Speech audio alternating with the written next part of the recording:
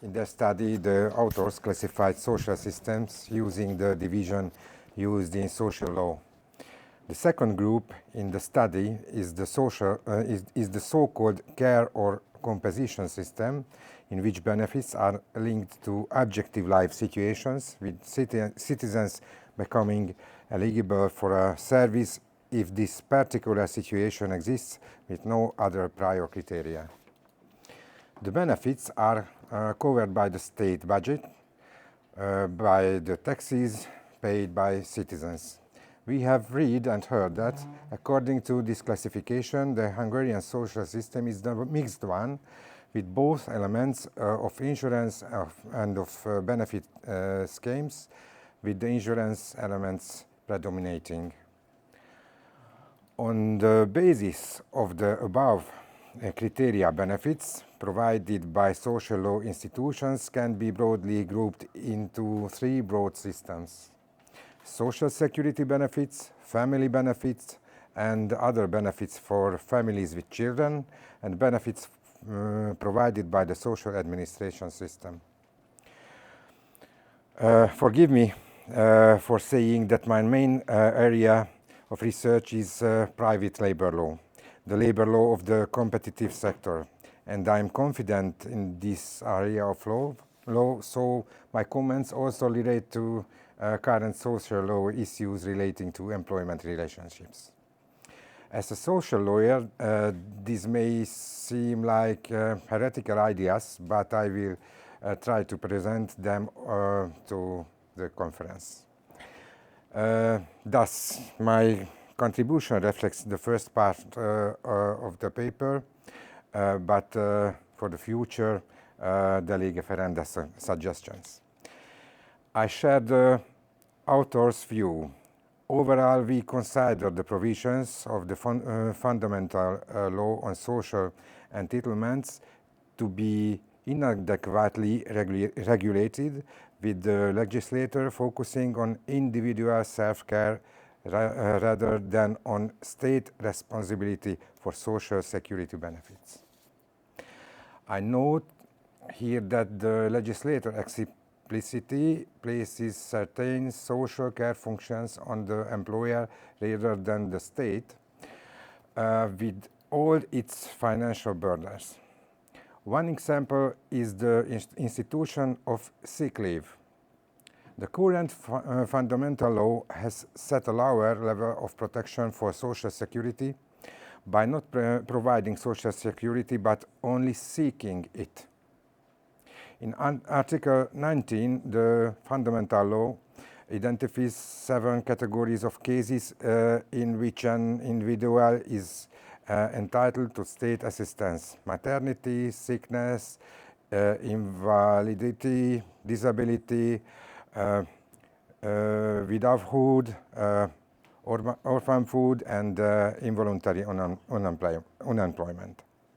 However, the law may also determine the nature and the extent of social measures in accordance with the activity of the persons receiving social measures which is useful to the community.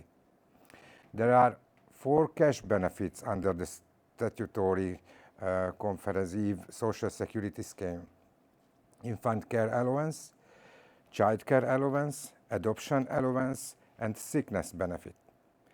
Of these, the first 3 agreeably reward child rearing as a community benefit activity with social security benefits. In 2022, a father was entitled to 5 working days of additional leave for the birth of a child, at the latest by the end of the 2nd month following the birth, and 7 working days of additional leave for the birth of twins, to be granted at the time of his request. The above rule has been changed in line with EU directive to the extent that the father is entitled to the uniform 10 working days additional leave instead of the 5 working days mentioned above, which is granted not only to the biological father but also the adoptive father. Please note that the first working days and the last 5 working days are paid differently. The first 5 working days of paternity leave are paid at 100% of the absence allowance, while from the 6th working day onwards, the absence allowance is only 40%. This is also due to the EU obligation to provide at least 70% pay for paternity leave. A new type of leave is a parental leave.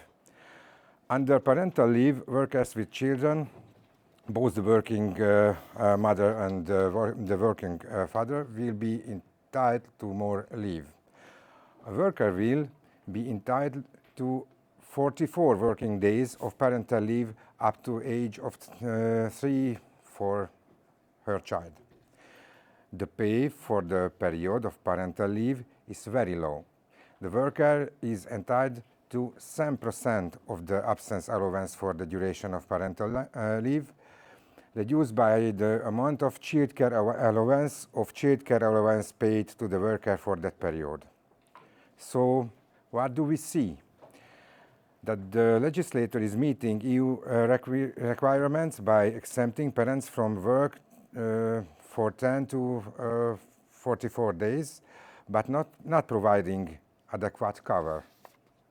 It would be in the social interest for parents to be able to spend these periods with the family on a decent way, but the full burden of this obviously cannot be passed on the employer because it would be counterproductive to do so, and the employment of this protected group of people could be in risk.